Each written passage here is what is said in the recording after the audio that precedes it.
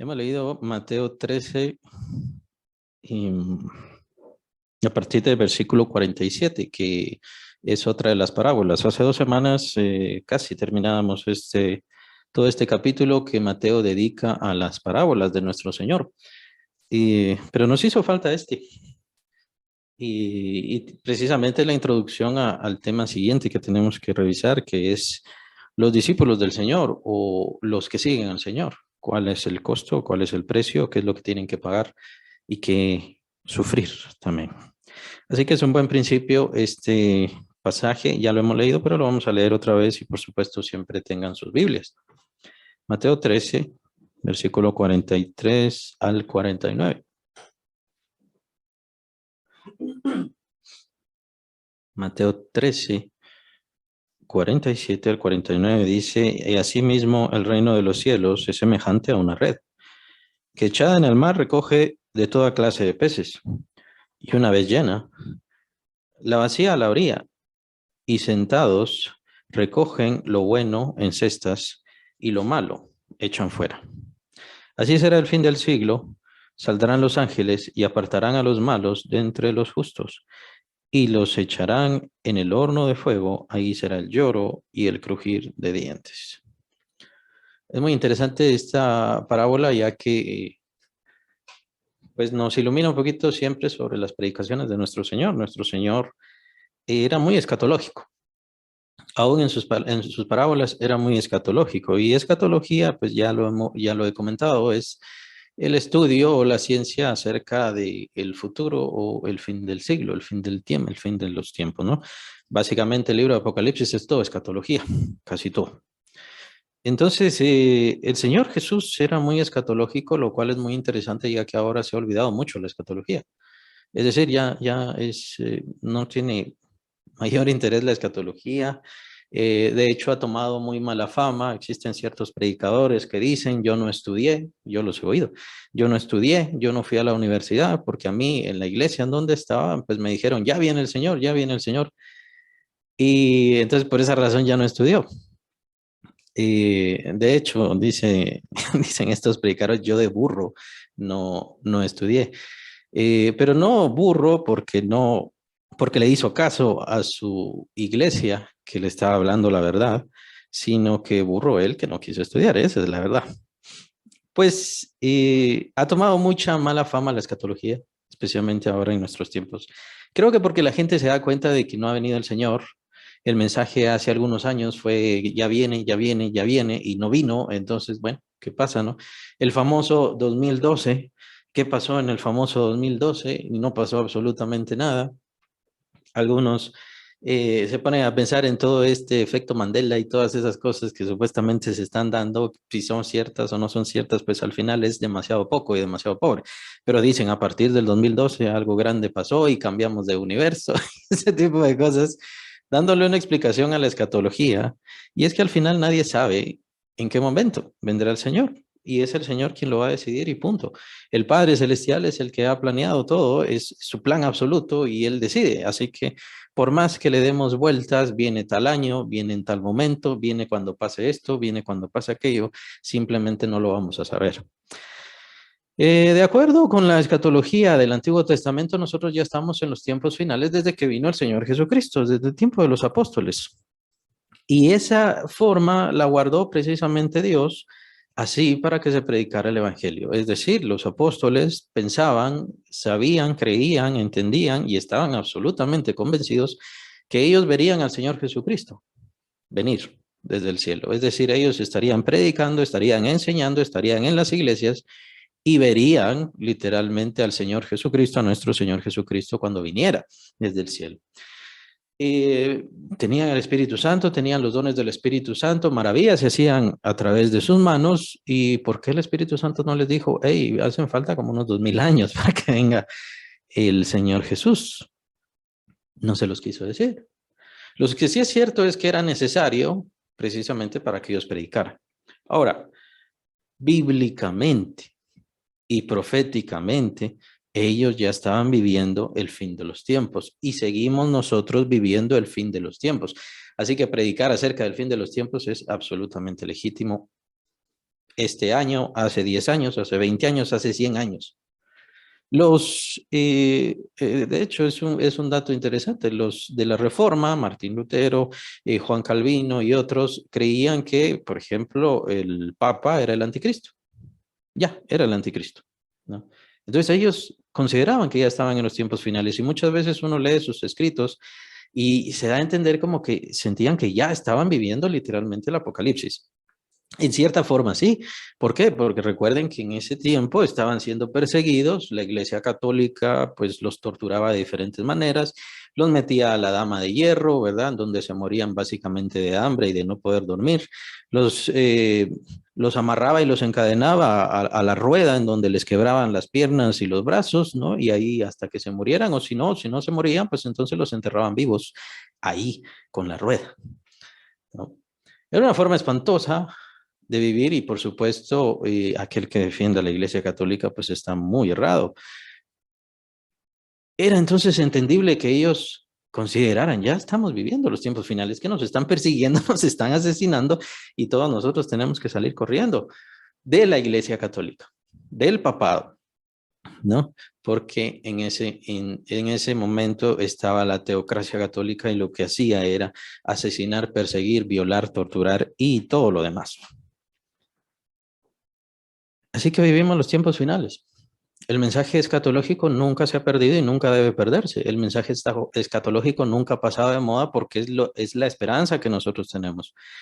Cuando predicaban los profetas del Antiguo Testamento, la esperanza que tenía Moisés y otras personas, Josué y todos, era lo que el Señor traería, ese mensajero glorioso. Y por supuesto, cuando ya vino David y cuando vino Isaías, pues entonces ya le empezaron a llamar el Mesías, el ungido, aquel el cual el Espíritu Santo vendría sobre él y traería la bendición total. Sabemos que las profecías están ahí y los antiguos esperaron en esas profecías. Bueno, nosotros ¿en qué estamos esperando? Nosotros no estamos esperando en una gran iglesia, no estamos esperando en muchos evangelizados, estamos esperando en una profecía. Eso es en lo que nos aferramos. Y esa profecía, pues obviamente es la venida de nuestro Señor Jesucristo, la venida definitiva, lo que llaman la segunda venida, pero es la venida definitiva de nuestro Señor Jesús. No habrán 3, no habrán 4, no habrán 5, sino será la venida definitiva de nuestro Señor Jesucristo cuando ya establezca el reino. Por supuesto, habrá mucha tribulación, habrá mucho conflicto, habrá mucha impiedad, mucha maldad, que ya lo estamos viendo, y por supuesto mucha destrucción en general. De hecho, o sea, el mundo está avalando el mensaje escatológico porque el mundo está actuando en contra del pecado del ser humano. Me llama mucho la atención esa expresión que aparece en el Antiguo Testamento hablando acerca de los cananeos cuando menciona el Señor de que la tierra los vomitará. La tierra los vomitará y por supuesto también se mencionó con respecto a los israelitas, de que por causa de su maldad la tierra los vomitará. Es decir, el efecto de la tierra sobre el pecado del ser humano, Dios lo empieza a manifestar precisamente por causa de su maldad. Es más o menos un efecto como tipo diluvio, solo que recordemos que el diluvio fue definitivo.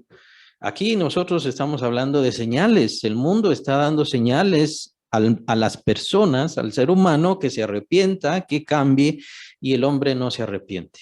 Estamos viendo los tiempos escatológicos. Más adelante vamos a ver cuando el Señor ya hable claramente sobre el fin de los tiempos y dice, se casarán y se darán en casamiento. ¿Por qué? Porque piensan como que todo sigue igual y así seguirá igual. Y los creyentes son así, por cierto. Los creyentes son así, lastimosamente. Y si los creyentes son así, ¿cómo no serán los inconversos?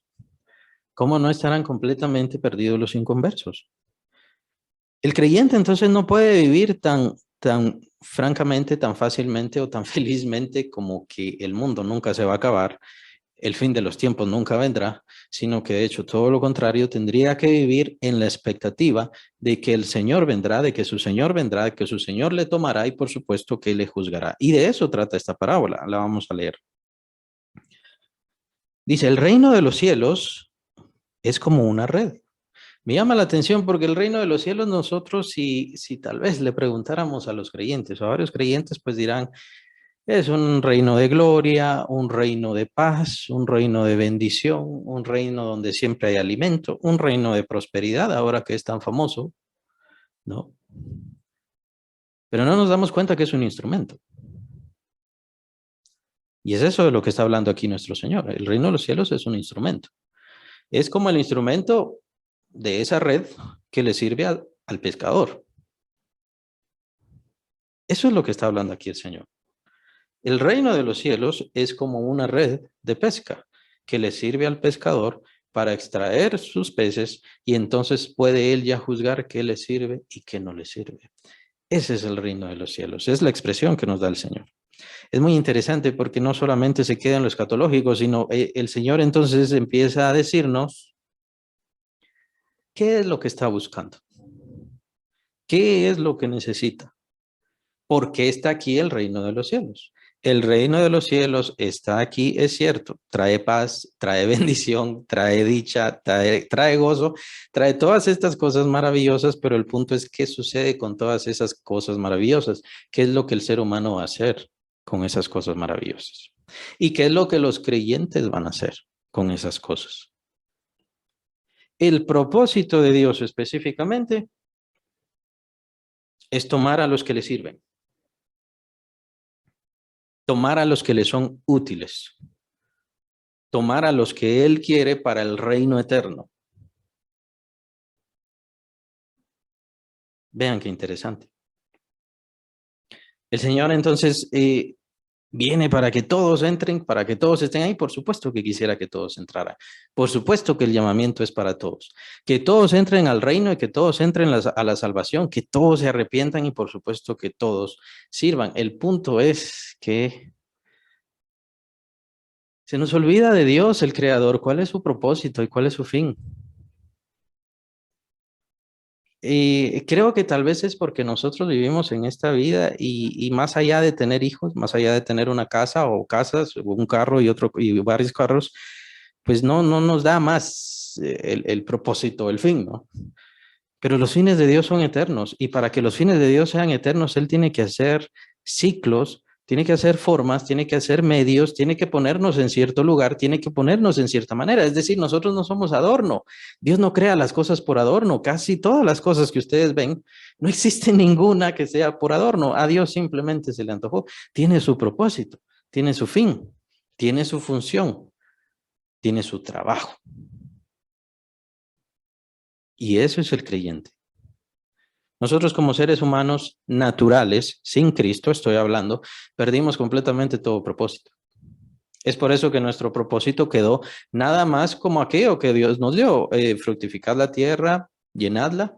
¿Se recuerdan de eso? Sojuzgar la tierra, lo cual el ser humano lo hace de mala manera, pésima manera, para sojuzgar y para gobernar sobre el planeta. Y de ahí llenar la tierra,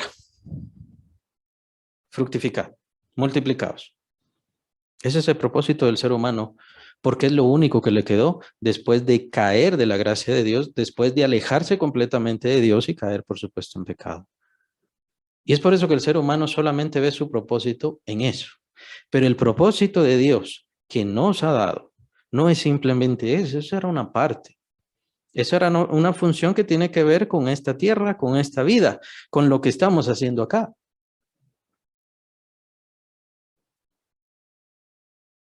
El propósito de Dios es que le sirvamos, que le seamos útiles.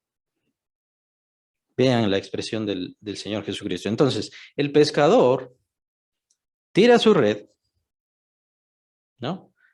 Saca los peces, los lleva a la orilla y ¿qué hace? Los empieza a juzgar. Versículo 48. Estamos viendo Mateo 13, versículo 48 en este momento. Una vez llena, la sacan a la orilla y sentados recogen lo bueno en cesta y lo malo echan fuera. El juicio. Vamos a pasar un juicio. Es cierto que como creyentes, pues sí, somos salvos y entendemos que somos salvos. Entendemos que nuestro juicio será más hacia los galardones. Vamos a estar delante del tribunal de Cristo, pero lo que el Señor va a juzgar ahí es, ¿le vamos a servir? ¿Fuimos útiles? ¿Hicimos obra por Él? Me sorprende muchos creyentes en su forma de hablar. Ya que en su forma de hablar es muy bonita y es muy linda, ¿no? Qué bonito es Dios, qué maravilloso es Cristo, qué maravilloso aquí, qué maravilloso allá. Ajá, y qué bueno, pero le sirve, está funcionando. El Espíritu Santo está constantemente trabajando en su corazón y en los corazones de otras personas. Usa el Espíritu Santo su vida, su mente, su corazón para trabajar en los corazones de sus familiares. Empezamos por ahí. Ese es el principio.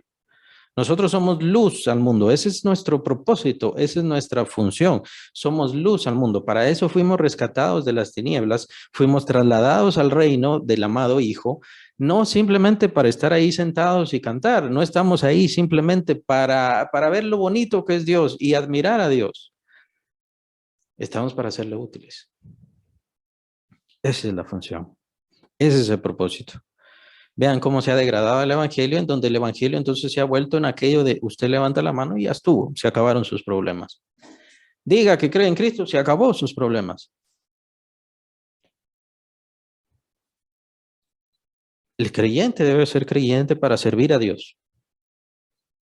¿Por qué? Porque está regresando a su verdadero propósito, su verdadera razón de existir. Recuerden, nos apartamos de Dios y al apartarnos de Dios lo único que quedó es aquello de fructificad y multiplicados. Por eso la tierra está llenándose de seres humanos. Fructificad y multiplicados, eso fue todo lo que quedó.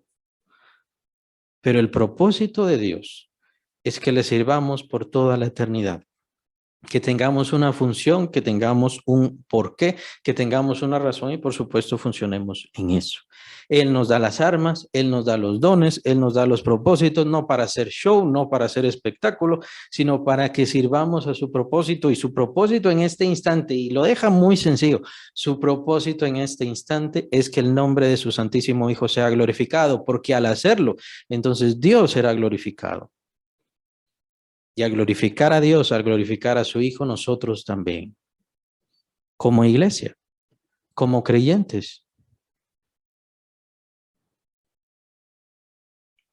¿Cuántas cosas se han perdido? ¿En qué forma se habla ahora? Empieza a asistir a la iglesia, cree en Dios, ya estuvo, ya es creyente. No. Si estamos en el reino de Dios, es para ser transformados y esa es la función del reino de Dios. Aquí el Señor nos está tomando como que es nada más una red, pero nosotros ya tenemos que desenvolver todos los matices de lo que significa el reino de Dios. El reino de Dios está con nosotros, está en nosotros para transformarnos, para hacernos útiles, para hacernos buenos, para hacernos correctos y que podamos servir a Dios. Ese es nuestro fin. Si el creyente, si un creyente o una hermana, pues no ha crecido, es porque no quiere crecer, es porque no entiende, es porque no conoce su propósito, es porque no se ha dejado transformar. Ese es el fin. Que el creyente venga a Dios para poder escucharle, para poder bendecirle, para poder servirle. Ese es su propósito como creyente. Y qué terrible será, ¿no? Imagínense el engaño, hablando de lo escatológico, hablando del juicio final.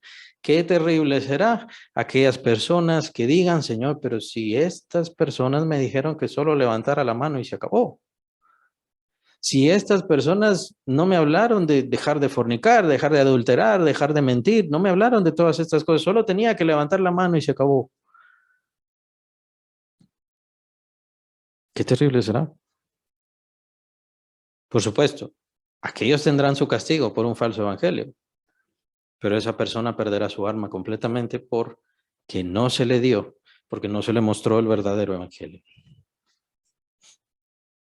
Hay muchos creyentes de casa nada más. Solo me quedo en mi casa, solo estoy en el sillón, solo ahí estoy. Es muy difícil. Es muy difícil porque el Señor está hablando del juicio final y es lo que estamos esperando y es lo que viene delante para nosotros. Por supuesto, creemos como creyentes y teniendo el Espíritu Santo, habiendo sido santificados y transformados, creemos que nuestro juicio será estar delante de nuestro Señor, pero para poder recibir galardones.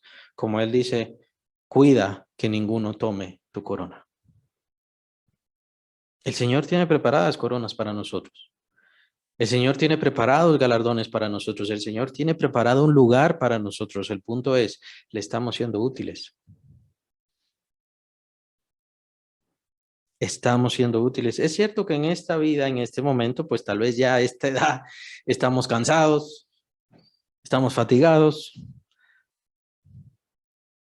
ya hicimos bastante o ya pensamos que hicimos bastante. El punto es que así será toda nuestra eternidad. Vivir en ese cansancio, ¿piensan ustedes? ¿Para qué queremos que el Señor nos dé galardones y coronas? ¿Para qué quiero yo? Y eso pregúntense, ¿para qué quiero yo que el Señor me dé una corona a mí? ¿Para verla todos los días? ¿Para tener ahí el espejo, verla todos los días? Qué bonita está. ¿No tendrá un propósito esa corona? ¿No tendrá un fin útil a Dios esa corona? Jueces, reyes, sacerdotes. Es un trabajo, es una función, es una misión, es una encomienda. Que no es por leer la Biblia. La Biblia es importantísima, transforma nuestros corazones, transforma nuestra mente, es vital para poderle ser útiles a Dios. Que eso pareciera que tampoco nos llega a la mente, ¿no? Yo quiero servir a Dios, yo quiero servir a Dios. Excelente, qué bueno que quiera servir a Dios. ¿Sabe servir a Dios? ¿Está preparado, está preparada para servir a Dios? ¿Sabe qué es lo que quiere Dios para su vida? ¿Cuál es el plan de servicio que Dios quiere llevar en su vida? ¿Conoce los propósitos de Dios? ¿Está siendo transformado, transformada? ¿O no, yo ya soy perfecto. Ya no necesito cambiar. Entonces, bueno, excelente, ya está listo, ya está lista para la corona entonces. Y digamos, aquí le sirvió a Dios o aquí no le sirvió a Dios, pero en la eternidad sí le va a servir. ¿No se dan cuenta de lo ilógico? Yo ya quiero estar, tal vez alguno dirá, y a veces lo pensamos, yo ya quiero estar allá con el Señor. Yo ya quiero estar ahí con el Señor y quiero ver su gloria y quiero ver su majestad, lo cual es maravilloso y excelente.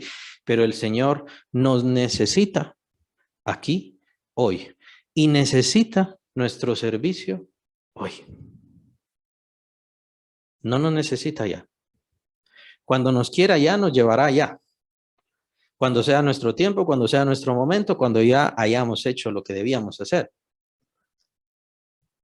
Pero hoy el Señor, mi Señor, quien me salvó, quien entregó todo por mí, me necesita aquí para que haga lo que Él quiere hacer conmigo. Pero yo no quiero. Pero yo estoy cansado. O tengo cosas más importantes. Tengo que ir a trabajar. Tengo que hacer esto, lo cual es importante y es necesario. Por supuesto que es necesario, pero no es más importante que el llamado y la misión de nuestro Señor. De hecho, no se contradicen. No son contrarios. Para servir al Señor, ¿tengo que dejar a mi familia? No. Pero sí debo amar más a mi Señor que a mi familia. Y ahí es donde fallamos. Debo amar más a mi Señor que mi bienestar, que mi tranquilidad, que mi comodidad. Eso es lo que hace falta para servir. Y eso es lo que el Señor pone delante de nosotros. El Señor pone delante de nosotros, delante de todos sus hijos, que vendrá un día de juicio en el cual, qué bueno, si yo soy verdadero creyente y tengo el Espíritu Santo, pues por supuesto no será un juicio de condenación, pero sí será un juicio de estoy preparado, me preparé, me esforcé, soy un buen mayordomo, da cuenta de tu mayordomía. Ya vamos a ver todas esas parábolas, son importantísimas. Da cuenta de tu mayordomía. Es que eso es lo que le espera al creyente. No digo que tenemos que tener miedo, no digo que el Señor, bueno, vamos a estar delante del Señor y al final el Señor nos va a dar una patada y nos va a enviar al infierno. No, no estoy diciendo esas cosas. Estoy diciendo que vamos a estar delante del Señor y el Señor va a juzgar específicamente todo lo que hicimos para Él o lo que no hicimos para Él. Y va a juzgar nuestros motivos y nuestra conciencia también va a hablar sobre nosotros. Es por eso que qué bueno que tenemos un año más. Es por eso que bueno que estamos cerrando un año y que ya en poco vamos a empezar un año más. Si van a fallar con aquello de aprender inglés, si van a fallar con aquello de adelgazar, pero no le fallen al Señor. No le fallemos al Señor porque el Señor no nos demanda todos los días. El Señor no nos dice, tienes que hacer ejercicios todos los días, tienes que estudiar todos los días. El Señor no nos dice eso. Solamente tenemos que trabajar como iglesia, como creyentes, como hermanos, amarnos. Y eso es luz al mundo. Es paz para las personas. Hacer lo que el Señor dice. Si os amáis los unos a los otros, seréis verdaderamente mis discípulos y se darán cuenta. Eso es el propósito, que la gente se dará cuenta que verdaderamente somos creyentes y que verdaderamente somos discípulos de Cristo. Y amarnos no es decirnos hermanito lindo, hermanita linda. Eso no es amor, eso es empalagoso muchas veces. El verdadero amor es tolerar, el verdadero amor es perseverar, el verdadero amor es seguir adelante, continuar. Prueba de eso tenemos con los apóstoles. Hay muchos pasajes en la Biblia, pero yo quise elegir algunos pasajes específicamente del apóstol Pablo. Vamos a verlo. Hechos 14. Si tienen sus Biblias, por favor, Hechos 14.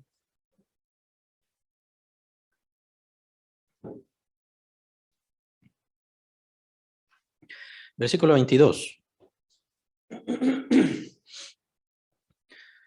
Este es uno de los pasajes que a mí me ha desconcertado mucho y da lugar a cierta malinterpretación. Bueno, en el caso de muchos religiosos, pues empezaron a golpearse, caminar con las rodillas hasta que les sangre, haciendo una especie de cierto sacrificio hacia su deidad, la deidad que ellos aman y esperan agradar. Pero no se trata de eso y el apóstol Pablo no habla de eso. El final del versículo 22, o sea, la última parte del versículo 22, Hechos 14, 22, dice, es necesario que a través de muchas tribulaciones entremos en el reino de Dios. Es necesario que a través de muchas tribulaciones entremos en el reino de Dios. ¿Será eso para todos? ¿Será eso para todas las personas o el apóstol Pablo estaba hablando solamente de él mismo? Bueno, entonces tenemos que ver el contexto. Es un pasaje bien interesante, pero puede ser tomado y malinterpretado por aquellas personas que vienen y, bueno, entonces me voy a empezar a latigar, ¿no? Y voy a empezarme a dar latigazos y latigazos hasta que mi espalda ya no aguante porque tengo que sufrir tribulaciones para poder entrar en el reino de Dios. Ese es el fin, ese es el propósito. El contexto de este pasaje es muy fuerte, es muy fuerte.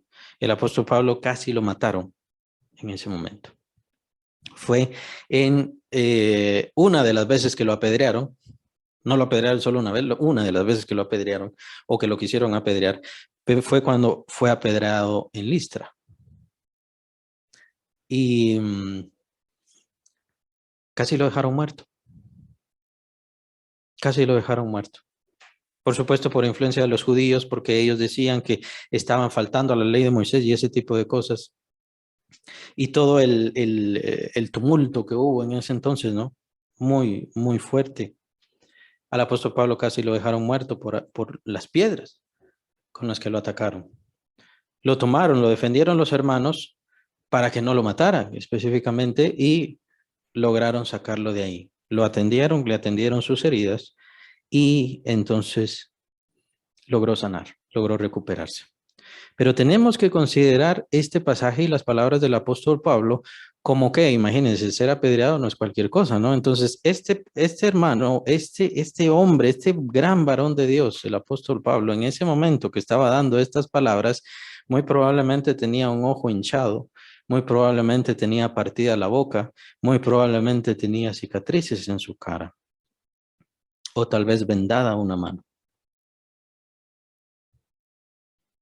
Y es ahí cuando da estas palabras, y estas palabras las da a los hermanos de Listra en un mensaje, es un mensaje de despedida para poder seguir la misión, seguir trabajando, seguir predicando.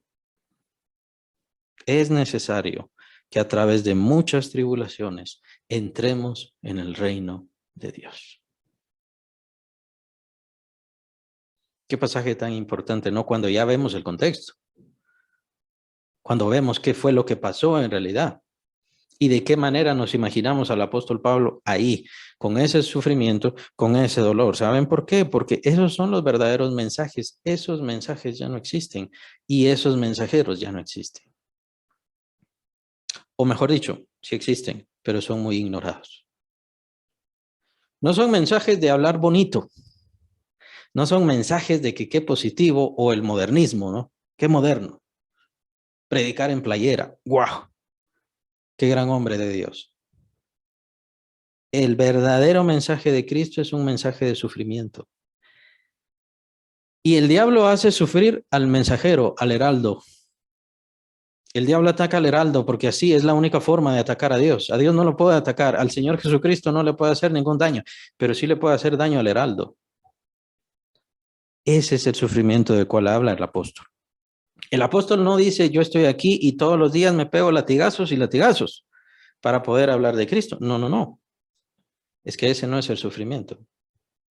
Por hablar de Cristo, por defender la verdad de Dios, por dar el verdadero mensaje santísimo de Dios, lo apedrearon casi hasta la muerte. Y en ese momento estaba dando este mensaje. Es necesario que a través de muchas tribulaciones entremos en el reino de Dios. Es necesario. ¿A qué se refiere con es necesario? Específicamente no podemos decirlo. Porque hay muchos pasajes acerca del apóstol. Esta leve tribulación momentánea produce en nosotros un cada vez más excelente y eterno peso de gloria.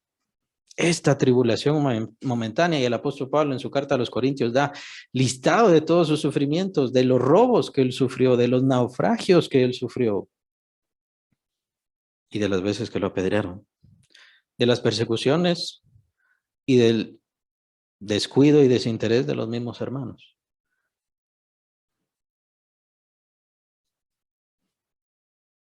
Sufrir. El mensaje de nuestro Señor es un llamado a sufrir, es un llamado a padecer.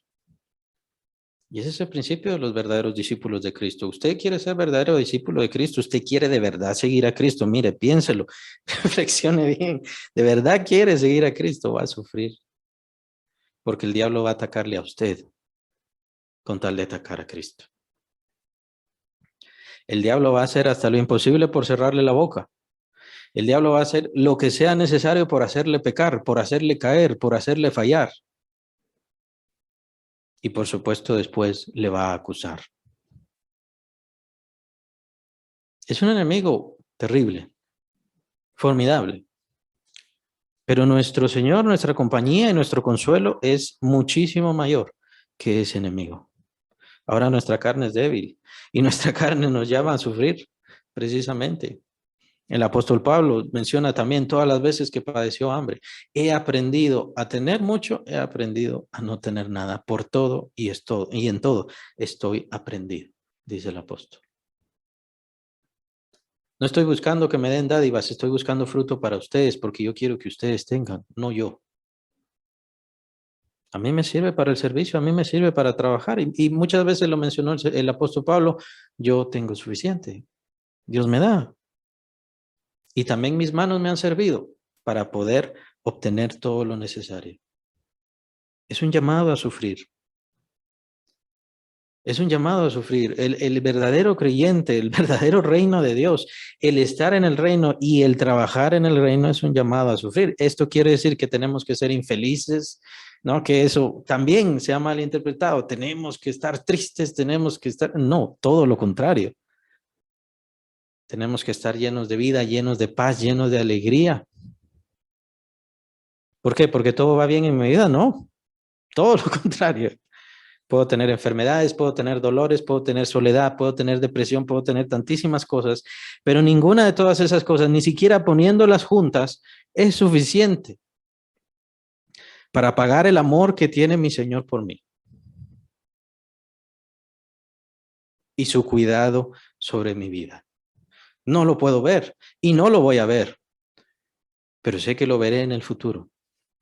Sé que lo veré cuando Él ya diga, ven conmigo, donde yo estoy, quiero que tú estés.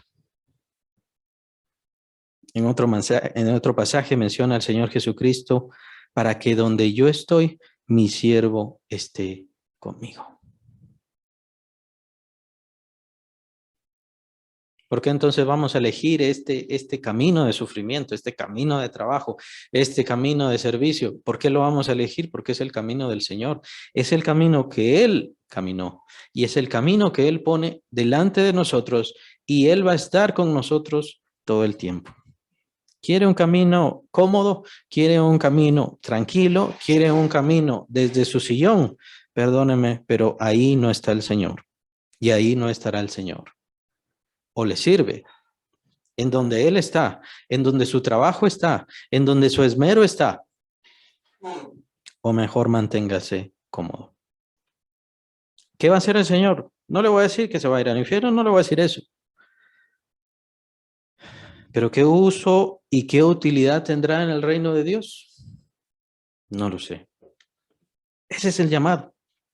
Esa es la importancia. Y ese es el verdadero llamado de Dios al ser humano, a todo ser humano. Venga y sea feliz, ese no es el llamado. Venga y yo le voy a dar millonadas de dinero, ese no es el llamado. El llamado es a servirle. El llamado es con un propósito. Recordemos el llamado de Isaías. ¿Quién irá por nosotros? ¿Quién irá por nosotros? Cuando Isaías estaba viendo esa visión gloriosa, heme aquí, envíame a mí. Es bonito estar con el Señor, es maravilloso estar con el Señor, es excelente glorificarle. Su presencia es maravillosa, por supuesto. Pero Él nos llama para servirle, para honrarle, para serle útiles en donde Él nos puso en ese lugar. El Señor le puso en este lugar, en este instante, en este momento, en esa familia en donde está, en esa casa en donde está. Usted le es útil a Dios ahí en donde está. Ah, no, es que yo quisiera dinero porque necesito ser millonario para entonces dedicarle mi vida a Dios. No, hombre, mejor no se mienta y menos trate de mentirle a Dios. Es que yo necesito más tiempo. Hasta que me jubile le voy a servir a Dios. Cuando usted se jubile ya no tendrá fuerza de nada. Así que no es cierto que va a servir a Dios. Si venimos a Cristo, si estamos en Cristo, es para servirle. Hechos 9, el llamamiento del Señor al apóstol Pablo. En ese entonces era Saulo de Tarso. Todos conocemos la conversión de Pablo, pero recordemos y veamos las palabras de nuestro Señor Jesucristo. Dijo varias cosas, solamente vamos a ver unas cuantas. Versículo 15, Hechos 9:15. Este es el Señor hablando a Ananías. ¿Se recuerdan a Ananías, el discípulo de Cristo que oró por el Señor, por el apóstol Pablo, perdón, oró para su conversión y por supuesto le bautizó? El Señor estaba hablando, se manifestó a Ananías y le estaba hablando acerca de Pablo, acerca de Saulo de Tarso, quien más adelante sería Pablo, en ese instante. Versículo 15 dice, el Señor le dijo, esto es Ananías, ve, porque instrumento escogido me es este. Está hablando de Saulo de Tarso. Ve, porque instrumento escogido me es este para llevar mi nombre. ¿Se recuerdan lo que le dijo Ananías? Ananías le dice al Señor en la visión, pero yo sé la fama de este hombre, yo sé lo que ha hecho, yo sé cómo ha perseguido a tus hijos. Y entonces le hace esta aclaración el Señor. Es que no es un capricho mío, por así decirlo, aunque el Señor no tiene caprichos. No es por capricho que estoy salvando a este. Este es un instrumento para mí. Este tiene una utilidad. Yo lo he elegido. Instrumento escogido. Vean cómo hace esa aclaración, cómo junta las palabras. ¿Es un instrumento? No, no es un instrumento, es un instrumento escogido.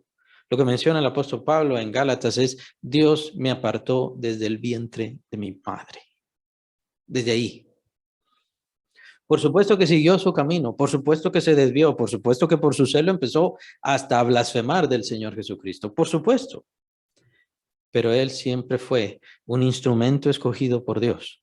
Instrumento escogido es este para llevar mi nombre en presencia de los gentiles, de reyes y de los hijos de Israel. Vean qué llamamiento tan maravilloso y tan importante, tan valioso. Es un llamamiento comparado al llamamiento de Isaías, es un llamamiento comparado al llamamiento de Moisés. Eres un instrumento escogido. Eres alguien que yo elegí desde antes de la fundación del mundo.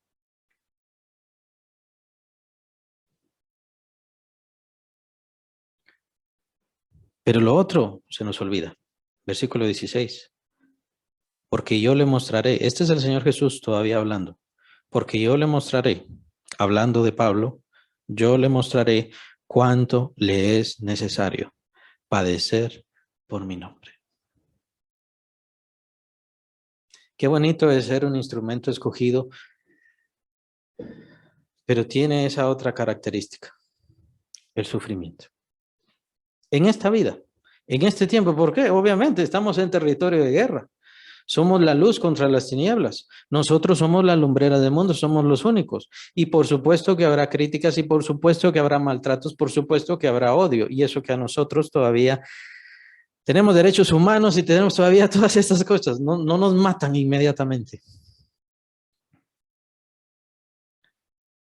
Pero el mundo odia la palabra de Dios. El mundo odia a Dios y el mensaje de nuestro Señor Jesucristo. Es por esa razón, dentro de poco ya empieza toda la situación de la cuaresma, todo eso es paganismo. Las procesiones que suceden también en Semana Santa, todo eso viene del paganismo, todo eso es paganismo. La idea es llenar de paganismo esa fecha, ese tiempo precisamente para difuminar, para entenebrecer. ¿Cuál es el verdadero sentido? El verdadero sentido es la muerte de nuestro Señor, con lo cual vino la justificación absoluta y perfecta para todo ser humano y no tengo que mover un dedo para ser justo. Él me ha hecho justo. Y solamente hay un pecado, rechazar al Hijo de Dios. Es por eso que se llena de fanatismo, es por eso que se llena de todas estas tradiciones. No son tradiciones, es paganismo. Vienen del paganismo y por supuesto, ¿no?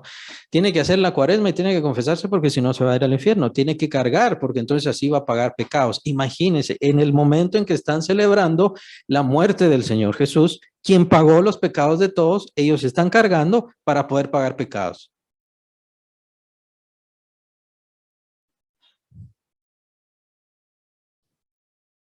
Pero lo que pasa es que hacen falta instrumentos escogidos.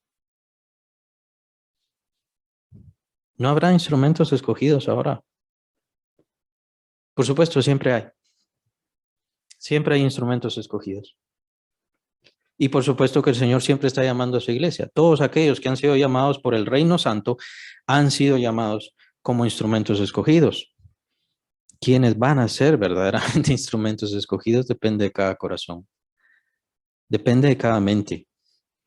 Depende de la disposición de cada uno. No voy a hablar mal de aquellos porque entonces no me van a querer hablar, no me van a querer invitar, no me van a querer dar ofrenda.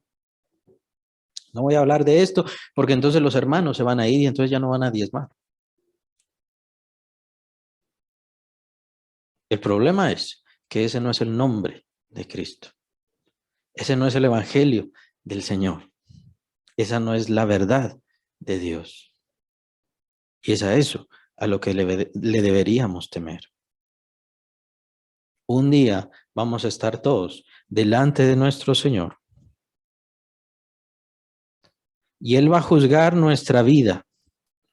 Él va a juzgar nuestro ser. Él va a juzgar nuestra forma de hacer las cosas. Él va a juzgar lo que hicimos hoy en adelante. Usted que está escuchando esto, ¿qué es lo que va a hacer de ahora en adelante? El Señor le va a juzgar al final de su vida. El punto es, ¿qué va a encontrar el Señor en usted? Ah, sí, yo di mensajes. Excelente. ¿Cómo los dio?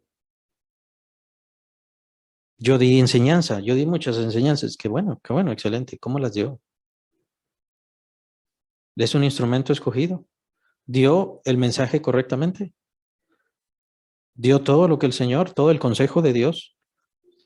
Enseñándoles que guarden todas las cosas que yo os he mandado, todas las cosas. ¿Se recuerdan? La gran comisión, capítulo 28 de Mateo.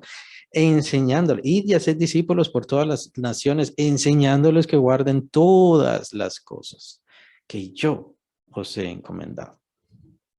No solo unas cuantas, no solo estas que me gustan, no solo estas de dinero, todas las cosas. Bien, ese es el principio de los discípulos. Como discípulos hemos sido llamados y tenemos un llamamiento eterno glorioso para servir. Y si estamos en esta tierra es para servir. No para jubilarnos, no para cansarnos, ya no puedo, ya no aguanto, estamos para servir. Y podemos servir a nuestro Señor todos los días, en todo momento, con cualquier persona que se nos cruce. Ahí le podemos servir. ¿Lo vamos a hacer? Y otro, estamos dispuestos, estamos preparados para sufrir, porque el sufrimiento nos va a transformar. No un sufrimiento que tenemos que infligirnos nosotros, no es ese. No es un sufrimiento que nosotros tenemos que buscar o caminar de rodillas. No, no hace falta. El diablo nos odia desde ya y el diablo nos va a perseguir desde ya. Persigue la palabra de Dios y si puede, nos quiere tapar la boca. Si el diablo no le quiere tapar la boca, tenga cuidado. ¿Por qué? ¿Será que está hablando la palabra de Dios o no? Si el diablo no me persigue, ¿será que es porque estoy en buen trato con el diablo?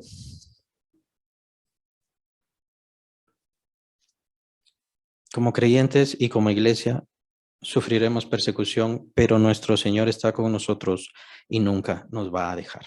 Que el Señor les bendiga.